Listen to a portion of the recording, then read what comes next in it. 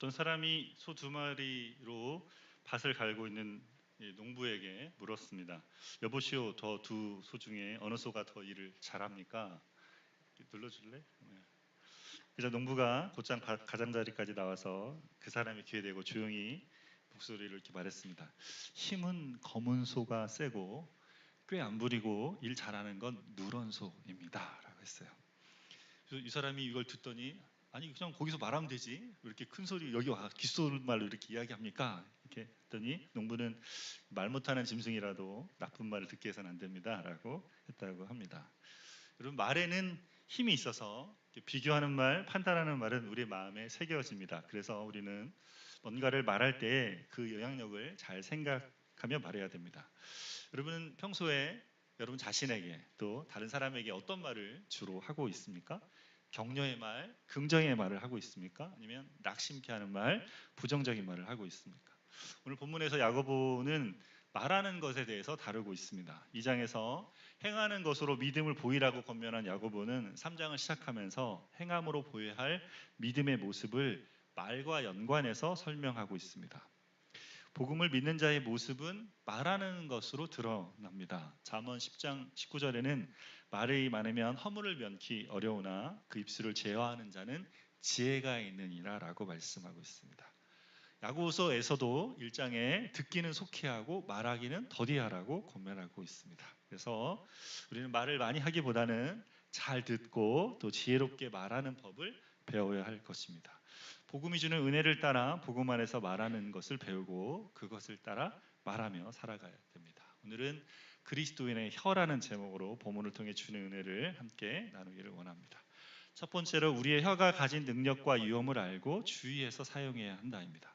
1절과 2절 말씀을 같이 한번 더 보겠습니다. 내 형제들아 너희는 선생된 우리가 더 큰 심판을 받을 줄 알고 선생이 많이 되지 말라. 우리가 다 실수가 많으니 만일 말에 실수가 없는 자라면 곧 온전한 사람이라 등이 온 몸도 굴레 씌우리라. 야고보는 선생된 우리가 더 큰 심판을 받는다고 말하면서 선생이 많이 되지 말라고 말하고 있습니다. 선생은 교사뿐 아니라 앞에서 사람을 이끄는 지도자, 리더를 가리킵니다. 우리가 열심히 공부하고 또 좋은 대학이나 직장에 가서 이렇게 뭔가를 하고 싶어하는 마음 이면에는 이렇게 지도자가 돼서 사람들을 이끌고자 하는 마음을 가지고 있습니다. 야고보는 이렇게 지도자, 선생이 되는 것에 대해서 경계합니다. 뭘 경계하고 있습니까? 선생이 되지 말라는 것이 아니고 선생이 필요하잖아요. 말라는 것이 아니라 선생됨이 갖는 책임감을 알 것을 이야기합니다. 선생은 더 큰 심판을 받게 됩니다. 예수님 믿는 사람이 무슨 심판이 있습니까? 네, 심판이 있습니다. 예수님 안에는 죄에 대한 심판은 없어요. 로마서 8장 1절 말씀처럼 그리스도 예수 안에 있는 자들에게는 결코 정죄함이 없습니다. 그러나 하나님께서 예수님 안에 주신 일에 대하여 평가를 받고 책임을 지게 되죠.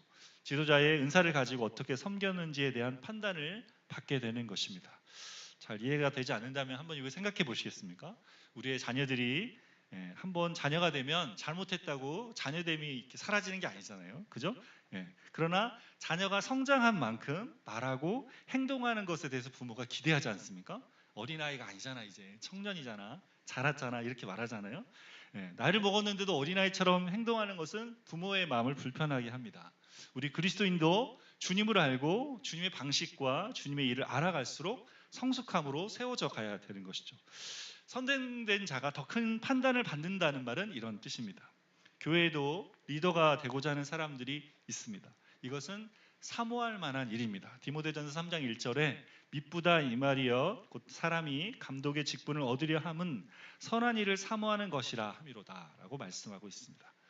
이것은 좋은 일이지만 리더가 되기 전에 뭐 해야 됩니까? 리더로 준비되어야 됩니다. 준비되지 않고 리더가 되고자 하는 것은 자기에게 위험한 일입니다. 여러분, 앞에 서면 리더가 되면 뭐예요? 주님도 판단하시지만 사람들도 판단합니다. 그 사람의 말과 행동을 판단하죠. 여러분, 한 나라의 지도자인 대통령이 되면 대통령이 하는 말과 행동을 사람들이 어떻게 합니까?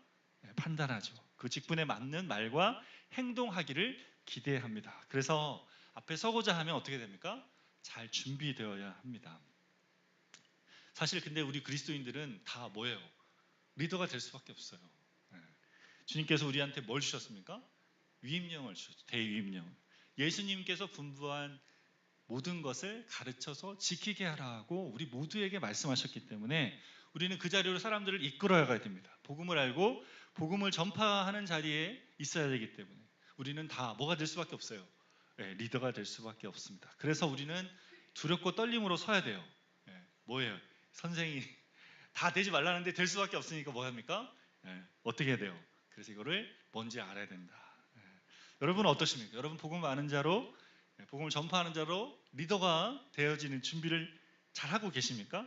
예수님께서 우리에게 주신 유명을 감당하기 위해서 주님 앞에 책임감을 가지고 리더로서 잘 준비되어 가는 여러분 되시기를 바랍니다. 야고보는 이렇게 선생됨에 대해서 경고하면서 2절에 선생된 자의 말에 대해서 다루고 있습니다. 선생님은 어떡합니까? 말을 많이 하잖아요. 늘 어떻게 해야 되니까? 가르쳐야 되니까. 가르치면서 말을 많이 하다 보면 어떻게 됩니까? 실수하게 되는 거. 우리가 다 말에 실수가 많으니 라고 하는 거 볼 때 야고보 자신도 말에 대해서 실수하는 자기를 보고 있는 것 같습니다. 말에 실수하면 실수하지 않기 위해서 뭐 합니까? 내가 다시는 이런 말을 말하지 않을 거야. 그래서 어떻게 해요? 말을 하지 않으면 되는데 가르쳐야 되니까 말을 할 수밖에 없잖아요. 관계하고 말하다 보면 또 이게 하지 말았어야 되는 이야기를 하게 되는 것을 경험하게 됩니다.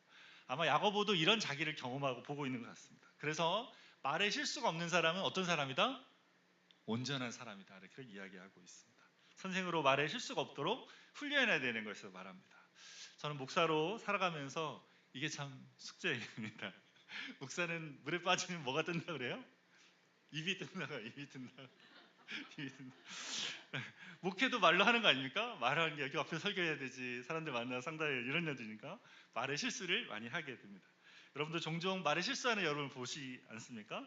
본문에서 야고보는 말에 대해서 두 가지를 이야기합니다. 하나는 말에는 능력이 있다는 것과 또 다른 하나는 말에는 위험성이 있다는 것입니다. 뭐예요? 말에는 능력이 있고 말에는 위험성이 있습니다. 먼저 말에는 능력이 있다는 이야기입니다. 3절 4절 말씀 읽겠습니다.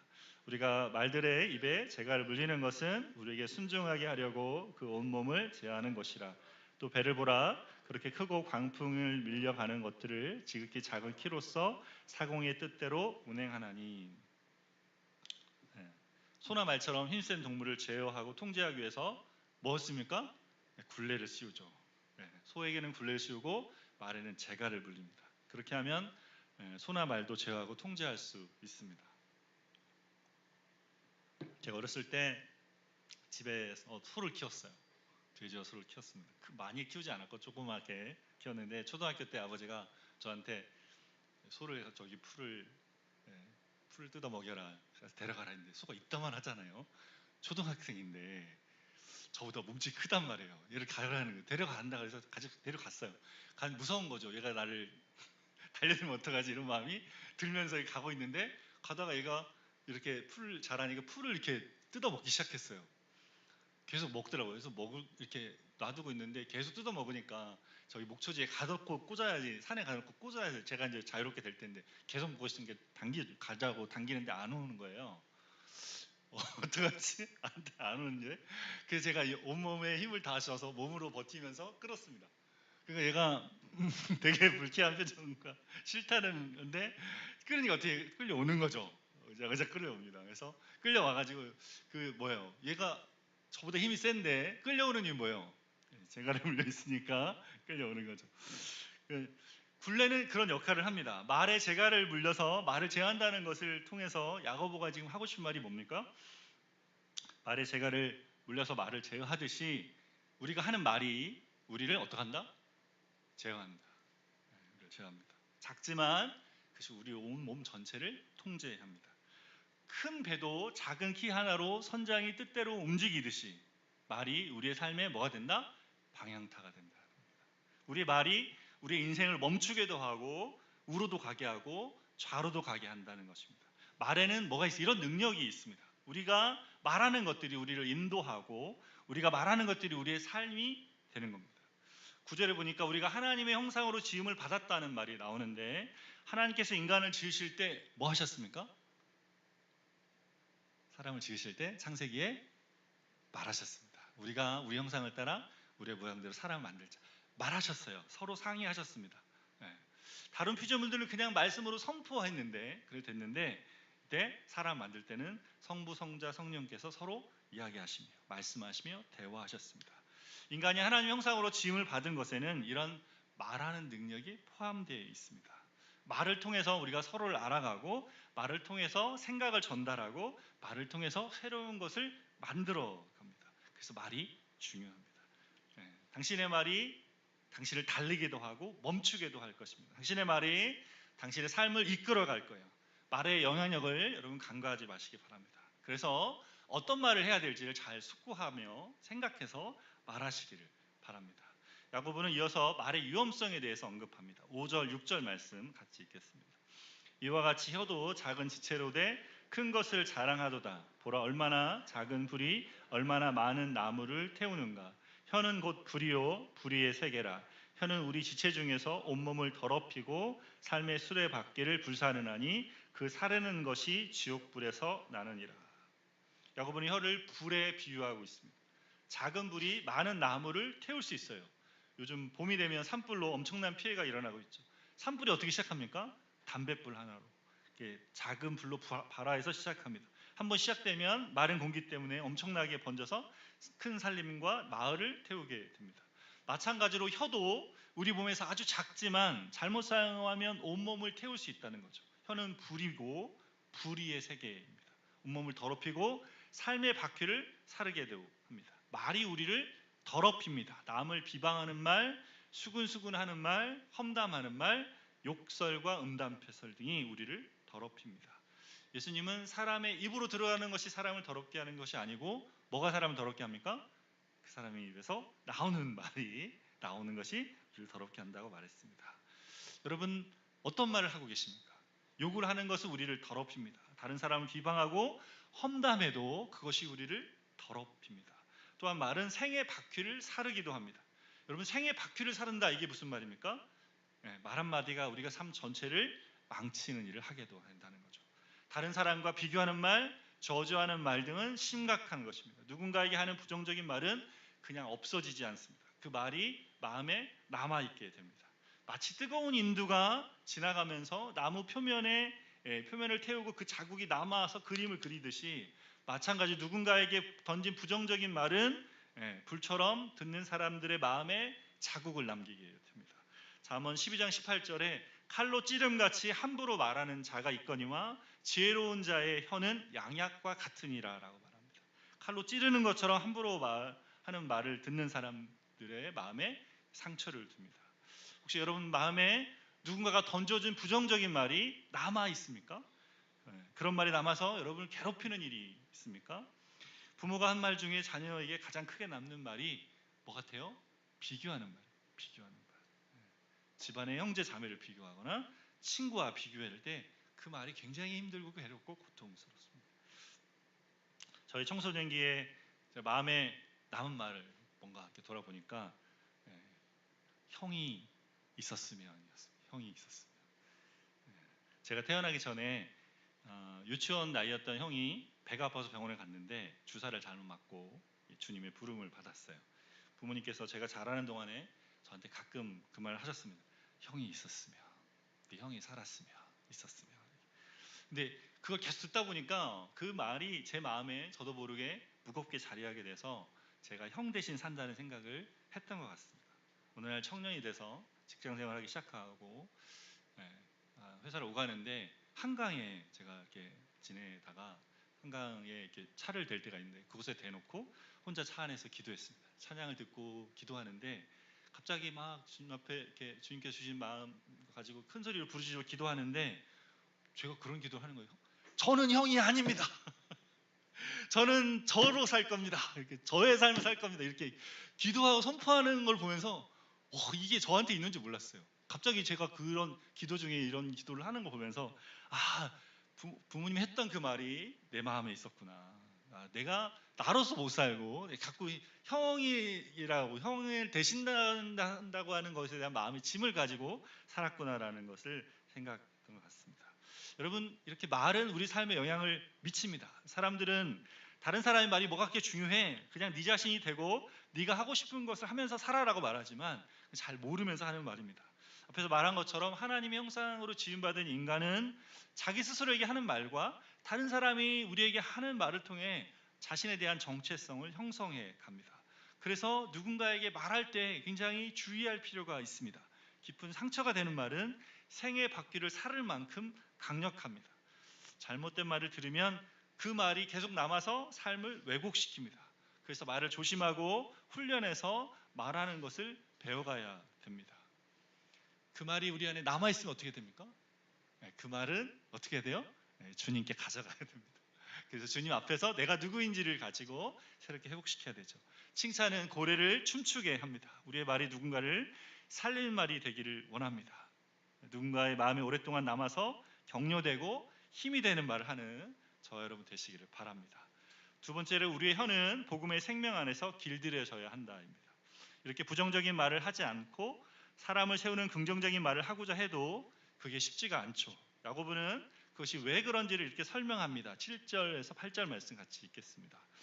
여러 종류의 짐승과 새와 벌레와 바다의 생물은 다 사람이 길들일 수 있고 길들여 왔거니와 혀는 능히 길들일 사람이 없나니 쉬지 아니하는 악이요 죽이는 독이 가득한 것이라.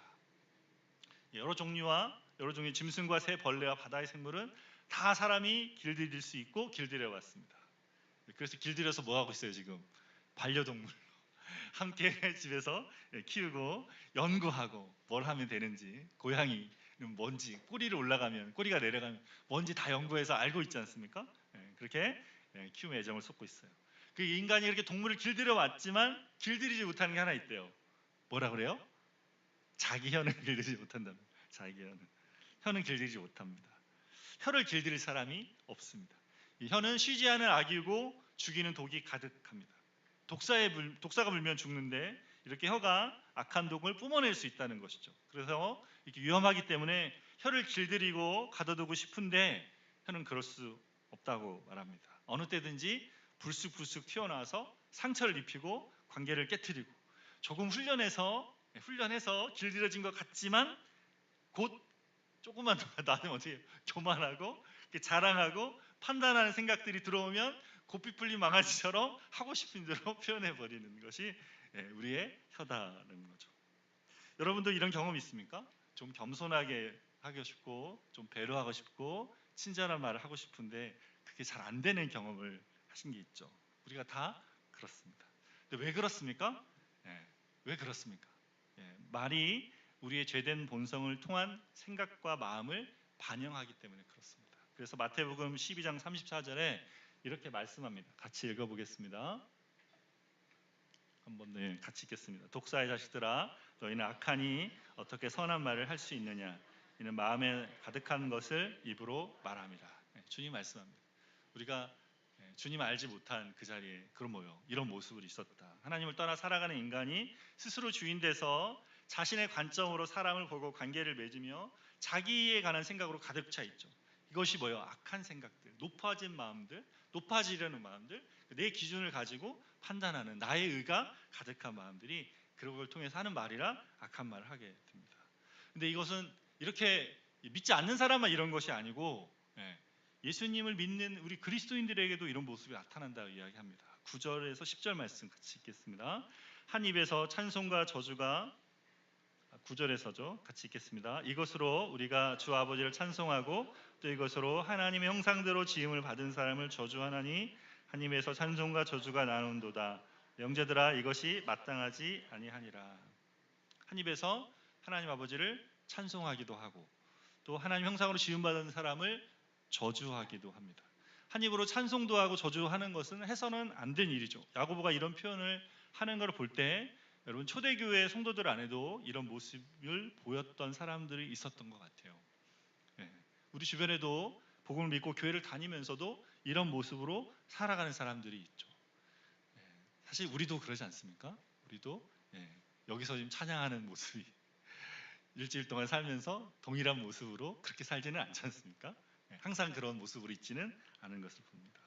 그래서 야고보가 이게 맞지 않다라고 말합니다. 그러면서 12절에 이렇게 말씀합니다. 같이 보겠습니다. 네, 형제들아 어찌 무화과 나무가 감람 열매를 포도나무가 무화과를 맺겠느냐 이와 같이 짠물이 단물을 내지 못하느니라.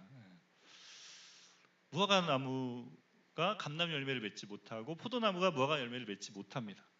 나무는 그 나무가 맺어야 할 열매를 맺죠. 왜 이 말을 하는 겁니까? 갑자기 나무 이야기를 왜 하는 거예요? 복을 믿는 우리 그리스도인에게 맺어야 할 열매가 있다는 겁니다. 네가 그리스도인이면 네가 그리스도의 열매를 맺어야 되지. 네가 안 믿는 사람 열매를 맺으면 네가 그리스도인이냐? 이 말을 지금 하고 있는 거죠. 믿지 않는 사람에게 맺힌 열매가 우리한테 맺어지면 안 맞다는 거죠. 넌 그리스도인인데 그리스도 열매를 맺어야 되는데 넌 그리스도인인데 믿지 않는 사람 열매를 맺으면 그게 잘못된 거다라고 이야기합니다. 참 그리스도인은 말에서 그리스도인의 열매를 맺습니다. 그럼 그 열매가 어떤 열매입니까? 하나님을 찬양할 뿐 아니라 다른 사람을 저주하지 않고 선한 말을 하는 열매죠. 그렇게 하는 말을 통해서 자신이 그리스도인인 것을 알게 되고 다른 사람도 이 사람이 그리스도인인 것을 알게 된다는 겁니다. 사람은 스스로 자신의 혀를 제어할 수 없으나 누가 제어하게 합니까? 복음이 우리 혀를 제어하게 합니다. 한 샘에서 짠물이 단물을 내지 못합니다. 맞죠? 한 샘에서. 근데 역사 속에서 쓴물이 단물을 낼 때가 있었습니다. 언제였어요? 성경에 나오는 역사에 출애굽 여정에서 출애굽 광야 여정에서 이스라엘이 마라라는 곳에 도착했어요. 너무 물이 없어 갈급해서 물을 보니까 너무 좋았습니다. 달려가서 물을 마셨는데 물이 뭐였어요? 썼어요. 마실 수가 없는 쓴물이었습니다. 그래서 어떻게 해요? 백성들이 불만이 나오기 시작했어요. 불만이 쏟아요. 쓴물을 먹고 쓴 말들이 나오기 시작했어요. 어떻게 하나님 우리를 여기까지 우리 다 죽이려고 데려왔냐? 막 이러면서 거기가 낫다, 애굽이 낫다 이야기를 하기 시작했습니다. 그래서 모세가 이 말을 듣고 기도했죠. 하나님이 모세의 기도를 들으시고 뭐라 합니까? 나뭇가지를 던져 넣어라. 나뭇가지를 던져 넣으니까 어떻게 해요? 그 물이 변해서 마실 물로 바뀌었습니다. 여러분 이것이 뭘 의미할까요? 나뭇가지가 왜 쓴물을 단물이 되게 한 것일까요? 여러분 이 나뭇가지는 십자가에 달리신 예수 그리스도를 상징합니다. 십자가의 그리스도께서 쓴물을 생명의 물로 바꾸시죠. 여러분 복음을 믿기 이전에 우리도 쓴물을 내는 사람들이었습니다. 마음이 부정적이고 판단하는 것을 머금고 사는 사람들이었어요. 근데 십자가에 죽으시고 부활하신 그리스도의 보혈이 우리를 씻어냈습니다. 우리의 옛 본성이 죽고 새로운 마음이 우리에게 주어졌습니다. 성령님께서 복음을 믿는 우리 마음과 우리 안에 함께 하십니다. 성령께서 우리에게 하나님의 사랑을 부어주시고 하나님과의 친밀하게 하시고 하나님의 뜻을 행하게 원하시는 그 마음을 우리에게 부어주십니다. 다른 사람을 긍정하고 격려하며 세워주는 말을 하도록 이끌어 주십니다. 복음이 우리에게 새로운 마음을 줄 뿐 아니라 우리의 말도 변화시킵니다. 그렇게 변화된 우리 마음 안에도 여전히 뭐가 있어요? 옛사람의 모습이 남아있습니다. 그래서 우리 안에 때로 더럽고 상처 주는 말을 하는 것을 보게 됩니다. 로마서 7장에 사도 바울이 내 속사람으로는 하나님의 법을 즐거워하되 내 지체 속에서 죄의 법으로 나를 사로잡는 것을 본도다라고 고백하고 있습니다. 두 가지 모습이 있는 거죠. 마가복음 8장에 베드로가 예수님을 고백할 때 하나님께서 알리신 대로 깨달은 것을 이야기했어요. 주는 그리스도시요 살아계신 하나님의 아들이십니다라고 말했는데 그러나 예수님이 십자가에 죽고 부활하실 것을 이야기할 때 베드로가 예수님을 뭐 했어요? 꾸짖죠. 안 됩니다. 정신 차리세요. 선생님한테 꾸짖으면서 말했죠. 그리고 뭐예요? 베드로가 가진 그래서 사단아 내 뒤로 물러가라 예수 말씀하시잖아요. 베드로에게 보여주는 이중적인 모습이 누구에게? 우리에게 있습니다. 옛사람으로 살면 옛사람의 말을 하게 되죠. 그것은 말을 하면서 뭘 못하고 있는 겁니까? 복음을 적용시키지 못한 거예요. 참으로 복음을 믿고 복음을 적용하는 사람은 복음의 언어를 말하기 시작합니다. 그래서 말할 때 어떻게 해요? 신중합니다. 들을 때도 신중합니다. 들을 때도 어떻게 해요? 두 마음이 같이 들린다며 듣는 것. 말하는 것만이 아니라 들을 때도 같이 복음을 따라 살아가는 심령으로 듣는 옛 말이 있고 옛사람이 듣는 말이 있습니다. 새 말이 있고 옛사람이 듣는 말이 있습니다. 옛사람은 자꾸 우리를 뭐예요? 정죄하는 소리를 자꾸 듣는 거예요. 판단하고 깎아내리며 듣습니다. 네가 뭘 하겠어? 넌 또 실패했니? 그런 너를 누가 좋아하겠니? 너는 그런 모습을 할 자격이 없다. 이런 소리가 자꾸 들려온단 말이에요. 제가 아내하고 관계하면서도 아내가 뭐라고 하라면 제가 자꾸 이렇게 판단하는 소리를 정죄하는 소리를 듣어요. 아내는 자꾸 그런 거 말한 거 아니야. 이 옛사람의 모습으로 들을 때 그렇게 들리는 거죠. 여러분 이런 소리들의 공통점은 뭐예요? 뭡니까? 나만 보고 있는 거예요. 내가 혼자 살고 있는 나로 나를 보고 있는 겁니다. 그 생각이 나만이 자리하고 있는 나 혼자의 생각이죠. 나로 보고 있는 거죠. 우리는 뭐라 그랬어요? 예수님 안에서 결코 혼자 살 수 없다. 나는 더 이상 혼자 있지 않는 존재가 됐어요. 우리 안에 주신 새 사람은 그런 자리에 내가 혼자 있는 것이 아니라 주님과의 관계성에서 살고 있기 때문에 주님과의 관계로 듣고 말할 수 있어야 됩니다. 주님이 주신 정체성으로 주님이 말씀하시는 관계 속에서 나 자신을 바라봐야 돼요. 그럼 뭐가 들려요? 그 말이 다르게 듭니다. 주님이 우리를 보면서 뭐라고 말씀하세요? 너는 존귀한 자야. 너는 실패해도 괜찮아. 넘어져도 괜찮아. 내가 너를 좋아하고 너는 내 안에 언제든지 예스야. 이렇게 지금 말씀하신단 말이에요. 그럼 어떻게 해요? 다르게 들리는 거예요. 이게 누군가가 이야기할 때 들을 때도 다르게 들리고 오면 어떻게 돼요? 말이 달라지기 시작합니다. 주님, 이게 주님이 주시는 걸로 들려오면 내 마음이 바뀌어서 어떻게 돼요? 다른 사람에게 하는 말도 달라지게 되죠. 그래서 뭐예요? 말을 들으면서 복음 안에 있는 나로 들으면서 말이 어떻게 됩니까? 언어가 달라지기 시작합니다. 복음 안에서 자신과 다른 사람과 세상을 바라보는 인식이 달라지고 새롭게 보기 때문에 복음을 아는 사람의 언어가 변화됩니다. 하는 말이 달라집니다. 로마서 12장 2절의 말씀처럼 마음이 새롭게 함으로 변화를 받는 거죠. 무엇이? 복음이 우리를 새롭게 하기 때문에 마음이 새롭게 함으로 변화를 받는 거예요. 계속해서 변화된다 그랬죠. 날마다 새롭게 된다 그랬죠. 새로운 피조물 됐으니까 날마다 가르치시는 것들로 새롭게 되면 어떻게 해요? 우리 말도 달라지게 됩니다. 복음을 아는 사람은 복음의 언어를 씁니다. 복음을 따라 계속 변화되는 마음을 가지고 말하며 살아갑니다.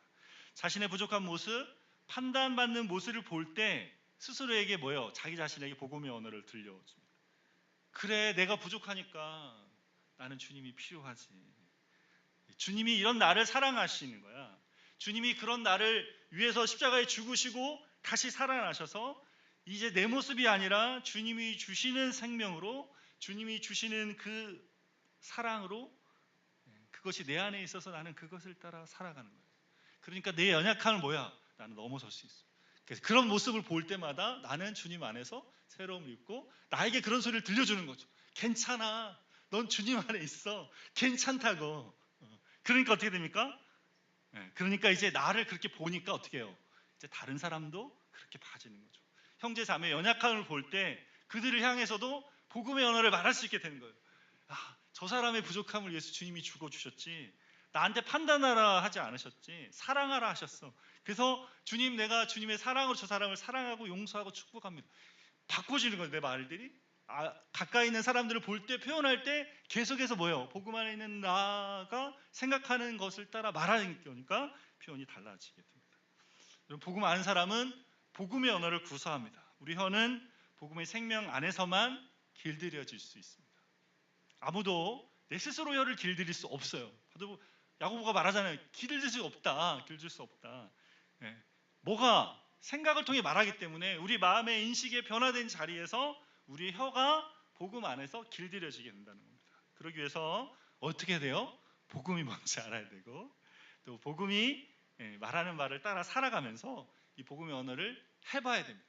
오늘 말씀 이렇게 듣지만 일주일 여러분 살면서 얼마나 말할 기회가 많이 있겠습니까? 얼마나 많은 소리를 또 듣겠습니까? 그때 뭐 해야 된다? 그리스도인의 혀. 나는 그리스도인이야. 내 혀를 길들여야지. 뭘로? 복음으로 길들여야지. 그래서 복음을 어떻게 길들이지를 해봐야 돼요. 평상시에 난 이렇게 말했는데 잠깐만 이렇게 아니지. 복음으로 나는 누구지? 이걸 어떻게 봐야지? 생각해 봐야 된다. 그러면서 말하기 시작할 때 혀가 어떻게 돼요?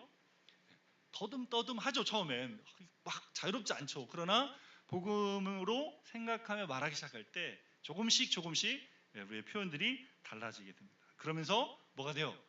복음을 따라 하는 표현들, 복음의 언어가 우리 안에 유창하게 됩니다. 우리 자신이 완전하지 않고 실수가 많다는 것을 인정하고 우리 자신의 부족함을 인정하는 사람이 뭐예요? 복음의 언어를 구사할 수 있는 사람이 되는 것입니다. 내 것을 말하는 것보다 상대가 말하는 것을 먼저 들어야 돼요. 듣기는 속히 하라니까. 잘 듣고 그리고 공감하고 소통할 때 어떻게 돼요? 복음을 적용할 수 있게 됩니다. 그 안에서 그 사람이 필요한 것을 말을 전하고 또 덕을 세우고 참된 것을 사랑으로 말할 수 있게 되는 것이죠. 그렇게 복음의 생명으로 우리 혀를 길들이며 복음의 열매를 맺어가는 저 여러분 되시기를 바랍니다. 함께 주신 말씀 가지고 나의 마음 받으소서 함께 찬양하고 기도하며 나가겠습니다.